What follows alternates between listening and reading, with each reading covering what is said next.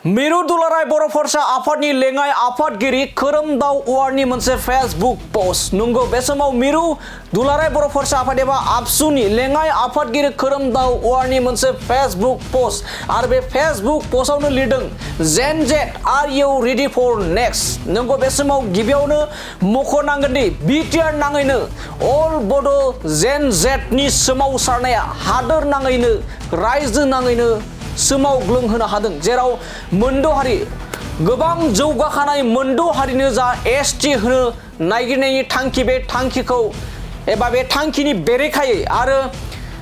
आथिखालनि बिटिसिनि गाहाय मावफुं सोद्रोमा हाग्रामा महिलारि बिथाङा मोनद' हारिनो एसटि होनायाव एनअसि होनायखौ बेरेखा खालामनानै अल बड' अल ट्राइबेल जेन जेटनि सोमावसारनाया गोख्रों बिहोमा होदों आरो गोख्रों बे समाव रायजोनि हादोरनि खना खनला गोमसारदों बेबायदि समावनो खोरोमदाव औवारि थामहिनबा दुलाराय बर' फरायसा आफादनि लेङाइ आफादगिरि खोरोमदाव औवारि बिथाङा मोनसे फेसबुक पस्टआव आथिखालनि जा जेन जेटनि सोमावसारनायनि दैदेनगिरिफोर आरो फरायसाफोर बिथांमोनखौ बुंदों आर इउ रेडि फर नेक्स्ट थामहिनबा सोमावसारनाय मानो होनबा सोमावसाराब्ला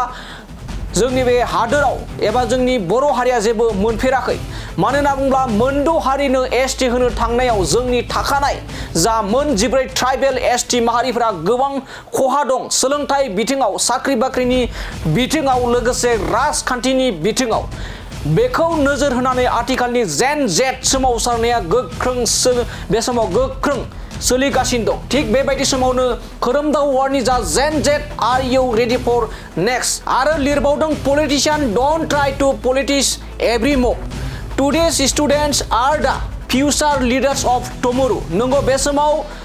खोरोमदाव औवारिनि बे फेसबुक पोस्टजों मिथिना मोनदों दि आथिखालनि जा जेन जेटनि सोमावसारनाय जाय जेन जेटनि सोमावसारनायखौ हाग्रामा महिलारि बिथाङा मैयासो फोरमायदोंमोन इउजि ब्रह्मनि दैदेननायावनो जेन जेट सोदोब एबा इउजि ब्रह्मनि खुगायाव जेन जेट बिटिसिनि गाहाय मावफुं सोद्रोमा हाग्रामा महिलारि बिथाङा जेन जेट सोदोबखौ मोजाङै आबुङै बुंनो रोङाखैब्ला नाथाय बिथाङा जेन जेटनि बाथ्राखौ मख'दों हाग्रामा महिलारि बिथाङा बै जेन जेटखौनो नोंथांमोना रेडि ना होननानै बे समाव सोंथि खालामदों खोरोमदाव औवारिया gen Z are you ready for next politician don't try to politics every move today's student are the future leaders of tomorrow दिनैनि फरायसायानो